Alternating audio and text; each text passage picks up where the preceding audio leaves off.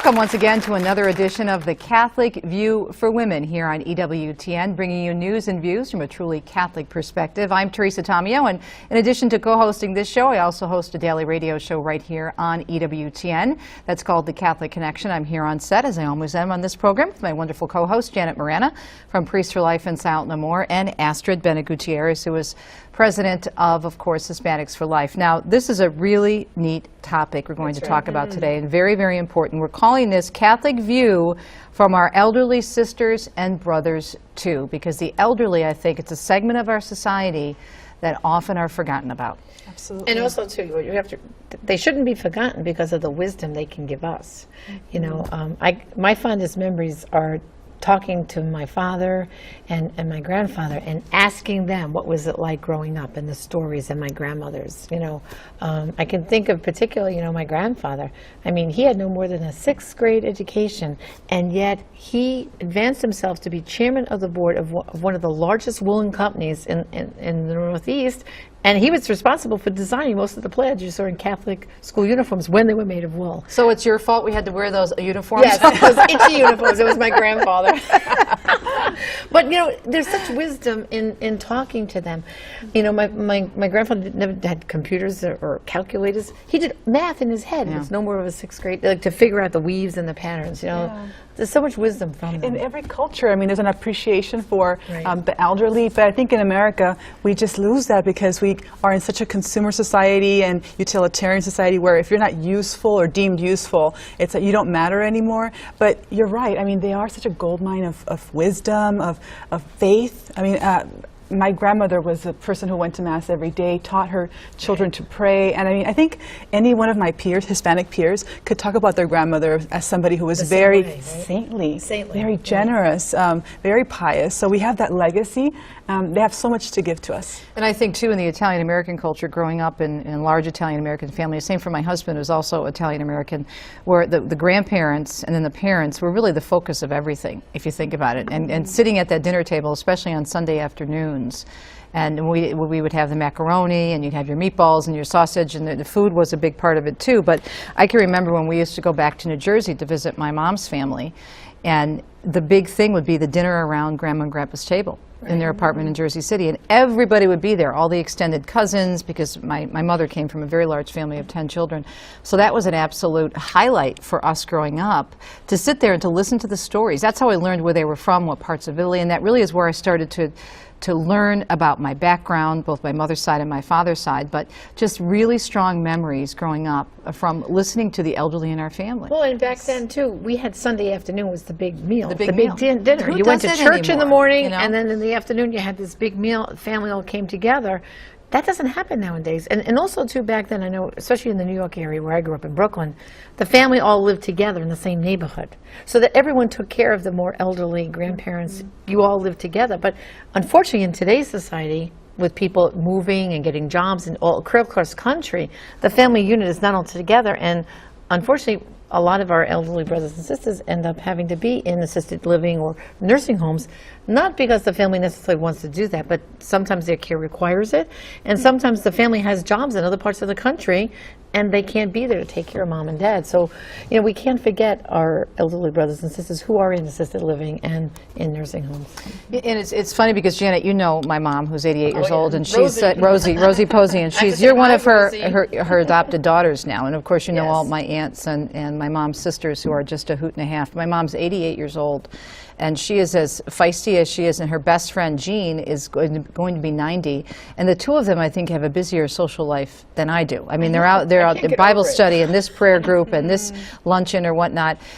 But I love hearing the stories that she comes back and shares now, even in her late 80s, about life and wisdom and something that she learned or picked up. Because from their perspective, they're coming at it from this life well lived, raising children and grandchildren, and now great-grandchildren in my mother's case. And we have something to learn from them. And I think we put that aside too often in this fast-paced microwave society. Oh, I just got to do this, and that in my career. And we don't stop to sit and have a conversation with these people who are such, you know, such wise people. And we're going to be there too someday, God willing, you know, God willing. And the thing is, being an elderly person means that you have been, you know, hopefully transformed by Christ, and you should be at the pinnacle years. I mean, when you're most holy is when you have that wisdom, and hopefully you are growing in, in grace. And some of the most powerful moments in my reversion have been with elderly people.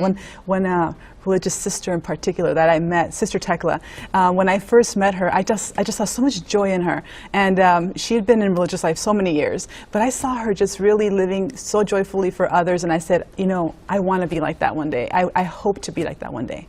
It's interesting because for this story, we actually had some emails from our viewers about elderly men and women, and I thought immediately of my friend Bob Rowe, who's a Catholic singer and songwriter. He's well known to EWTN viewers. He's been on Backstage before. He's also a regular guest, as I said, on Catholic Connection.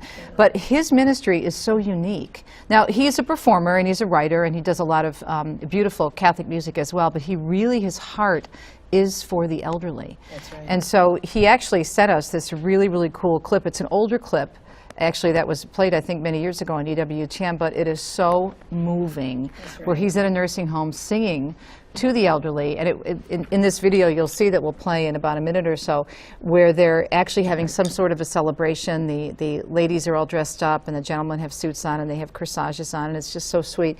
But it just reminded me of how joyful they are and how much we can gain from them, and the wisdom and the beauty that you see. Bob says it has affected his ministry and his career so much that he's been very successful, but he still ministers to that group because he just loves them so much. Well, I think he said that every time he travels, he goes and visits a nursing home. Right, even if he has a concert not even related That's right. to the elderly. He wants to be around He wants them. to be around and give that gift to them of his entertainment. Well, we've got that clip. It's a few minutes long. We're going to toss it to the tape right now, and I think you're really going to enjoy it. But I also think, listen to what Bob is saying here about what treasures that these men and women are. Because in this episode, again, of The Catholic View for Women in Season 2, we're talking about the Catholic view from our elderly sisters and brothers, too. Take a look. He's been called the Smile Maker, a talented friend to all. He's Bob Rowe of Portage, Michigan. He's a songwriter-performer whose special love for the elderly of the world has blossomed like a spring flower, providing renewed life and comfort to the residents of our state's nursing homes. Bob's love of performing for the elderly has been the seed for the formation of one of the most unique caring organizations in the country. After years of performing before the elderly at total care facilities across the state, Bob's genuine love for the residents has laid the foundation for Renaissance Enterprises, a nonprofit organization to serve the elderly. When we heard of Bob's work, we made arrangements to meet with him at one of his performances at Mercy Manor in Grayling, where we asked him why he believed he was drawn to perform for this special population. The answer to me is a very simple answer. I guess I would sum it up to one word: chemistry, because all of life and all of our relationships, the ones that work the most have the best chemistry. And right away people think, well, this means, some kind of a physical feeling. Well, it doesn't necessarily. It means that you connect with this particular segment or this particular individual just because you do, and there really maybe isn't any explanation for it. But ever since I knelt down in front of the first elderly lady and sang her "You Are My Sunshine" and saw the warmth and the expression on her face and how she lit up, I knew right away this was a very special thing to be able to do. We've seen some miraculous things happen, with many folks. In fact, I remember when I first came to this nursing home here, there was a lady who was kind of slouched down in her wheelchair, and she looked down at the floor, and I have a habit of going around the circle and singing one-on-one to each one of the residents, and I realized that I just thought there was some more life inside of that person than I was seeing, and so finally, about the fourth time I went around the circle, she raised her head up ever so slowly and gave me the biggest wink you ever saw. And from then on, we were fast buddies, and she was my friend, and other folks who knew her and knew that she hadn't responded to anything in a long time thought that was a very significant thing. And we see that all the time, not just with myself, but our other artists. We see people that can't even remember the names of their own relatives and their friends or their family, but they remember the lines to songs. and the lyrics, and they remember our visits. So it's a pretty neat thing. I can tell it's a two-way street here with you entertaining, and you get a lot back from them as far as seniors, people who have contributed very much to society in their younger years, and then to be able to come here and entertain and give a little bit back to what they give to the society is something special. We see that there's still so much emphasis on youth, and there's a world of experience sitting in a care facility. These folks have lived through so much, through 2 world wars, and they lived through interpersonal situations, and they lived through a health crisis and survived. And as one elderly lady said to me one time, you don't live to be 98 years old and not learn something, young man.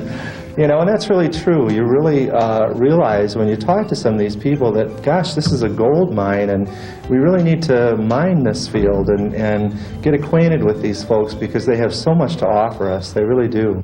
That day at Mercy Manor was a very special day for the senior residents. Families were expected to take part in a banquet. Portraits were being taken while volunteers and staff were preparing a feast fit for royalty. Rob was taking advantage of the time with the seniors by chatting and singing a few songs with them. He told us that Mercy Manor was a fine senior care facility, going extra lengths to provide a caring touch so many residents deserve. But there are so many cases in other parts of the world where seniors face lives of neglect, which was the true motivation for him to initiate Renaissance Enterprises. For a number of years, I've traveled around the world, as a entertainer and done evening shows and auditoriums and such, but I always made it my habit to go into the local nursing home of whatever city that I've been in. And right away I could see that there was a lot of cultural depredation that exists in that type of an environment. Many of the residents don't have family members and don't have the type of love and nurturing that we all need to feel good about ourselves and our position in this world. Make seniors rightfully feel that they are somebody special. As a matter of fact, Bob incorporated that belief into his theme song he's composed, which he sings regularly to seniors, called You're Someone Special. You're someone special, and I wanted you to know that I'll be thinking of you wherever you go. And if you need somebody when all your dreams fall through, I want you to remember that I love you. And I'll give you the best of me. And I'll give you my love for free. And no holds barred and nothing held back. God made you. There's nothing you lack. You're someone special, and I wanted you to know that I'll be thinking of you wherever you go. And if you need somebody when all your dreams fall through, I want you to remember that I love you. And I've seen that I've seen you. And nothing turns out like we wished it would. But we've got to stay together, and we've got to defend this human family again.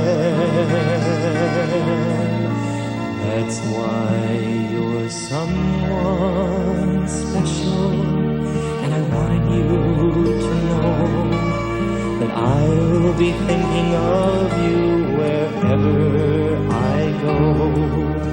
And if you need somebody when all your dreams fall through, I want you to remember that I love you.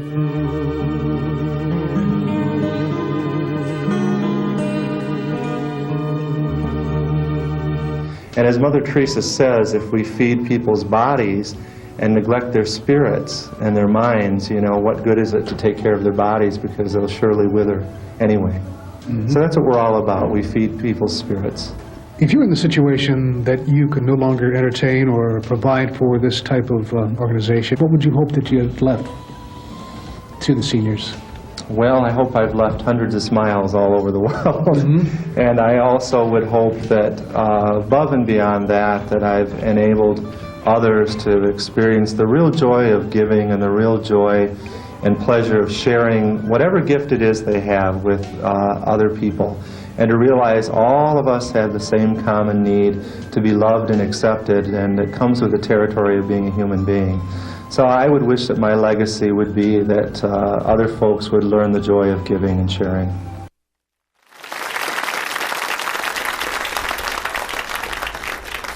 Now, I don't know about you, but when Janet and Astrid and I were watching that clip, we were very, very moved. And even though it's a few years old, it was so beautifully done.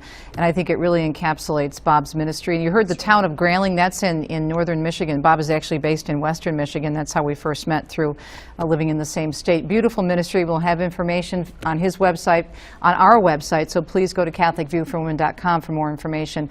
But when we come back after the break, we'll talk more about this gold mine of wisdom, the Catholic view from our elderly sisters and brothers too. Stay tuned for more Catholic View for Women on EWTN. We'll be right back.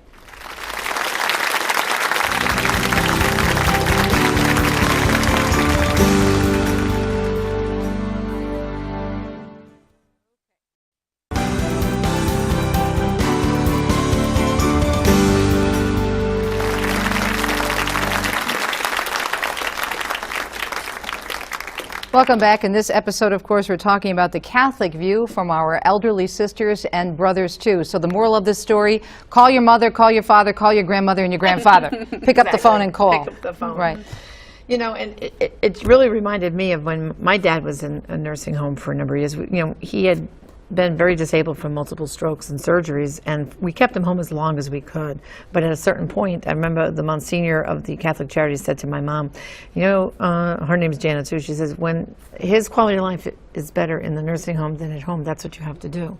And that's what we got to that point. Sometimes for people, and it upset us very much. But what we did was we went often to visit, and we had a version of Rowe who would come once a month to the nursing home and entertain.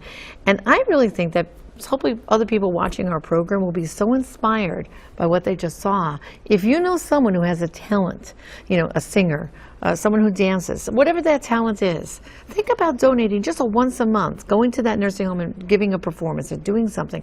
I can remember my dad, just like you saw those faces, they look forward to it. It was like, we have to, you know, get down to the rec room and get ready because there's an event this Sunday. It really does change their lives. You saw how Rob was saying those smiles and the way he sang to them and the way he thought. And I knew from personal experience with my dad, it meant a lot. I mean, we used to go regularly, and we would have like family little gatherings and things there, and then we would take him home as often as we could on a special holiday. But, you know, you have to hire a transport and all that, and I'm sure some of the viewers can relate to that. But we can't forget going to visit assisted living and nursing homes because, you know, with this day and age when family is spread so far across the country, very often you might have a parent in a nursing home in California and you live in the South or something. You can't get there as often.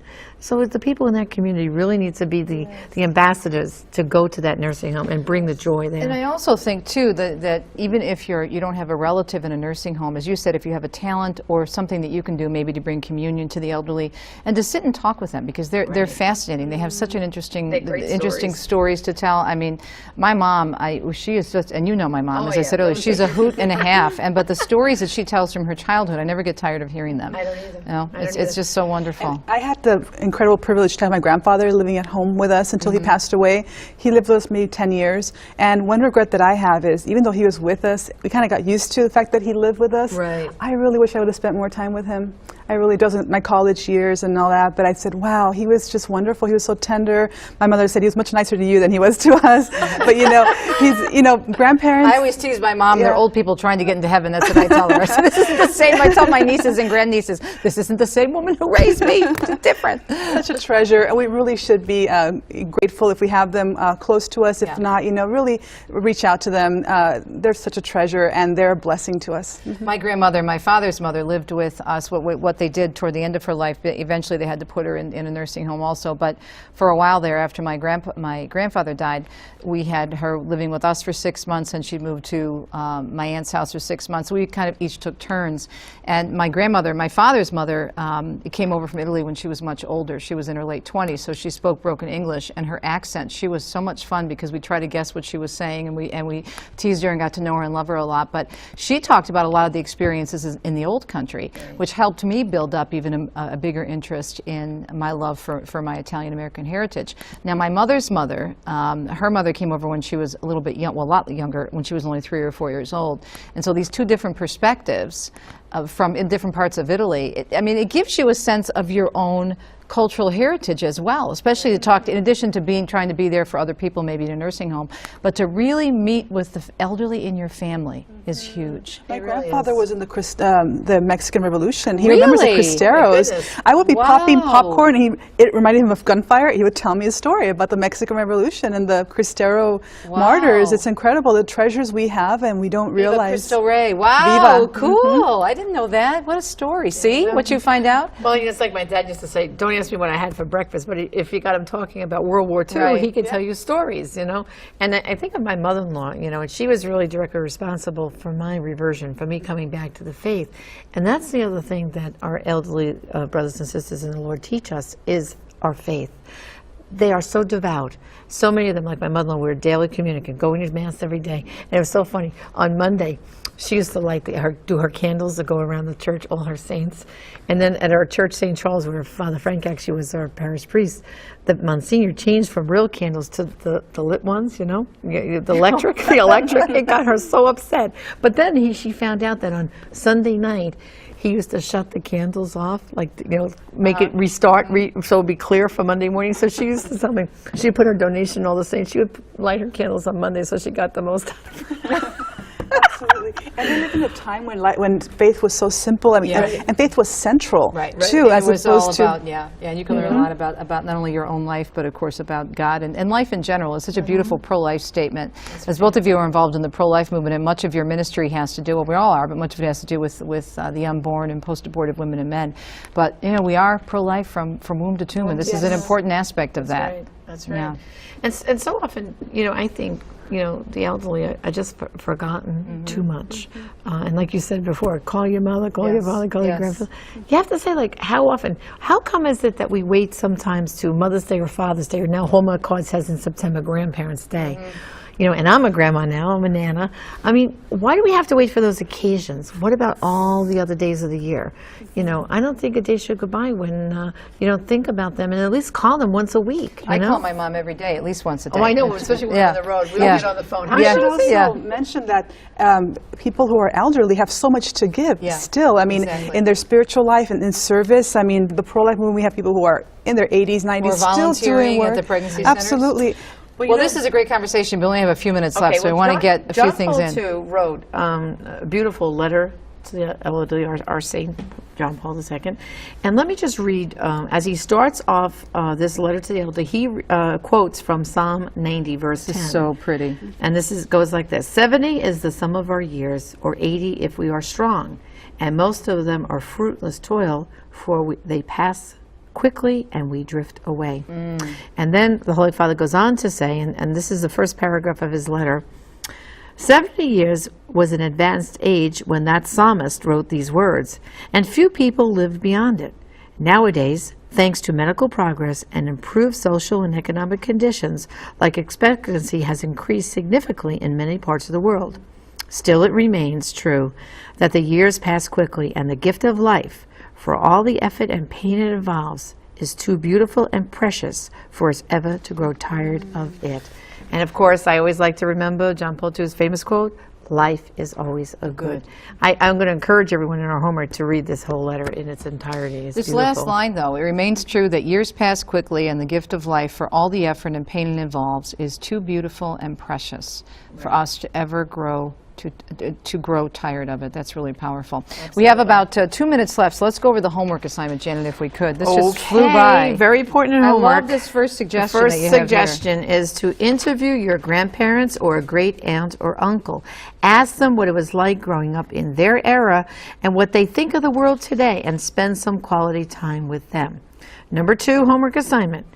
If your elderly relatives are deceased, have a mass said for them, also at the anniversary of what would have been their birthday or the anniversary of their death, and of course, get they have mass cards you can get. Number 3, visit a nursing home to volunteer. Perhaps you're looking for volunteer work. Volunteering at a nursing home is quite rewarding.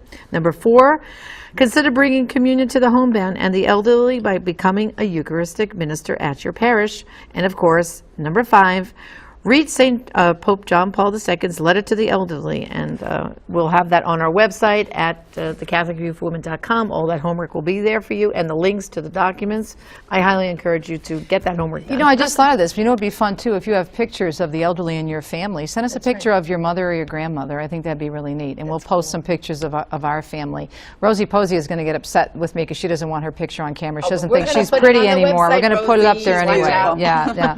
Well, great discussion, and again, for more information on Bob Rowe's ministry, please go to our website, CatholicViewForWomen.com. You can also just do a Google search for him under Renaissance Music and Bob Rowe, and it's R-O-W-E. I love that video with the elderly folks. So great discussion, but again, remember, call your mother, your grandmother, your grandfather, because they have a great deal of wisdom, and seeing the view from their perspective is a huge thing for all of us. Thanks. We'll see you next time on The Catholic View for Women.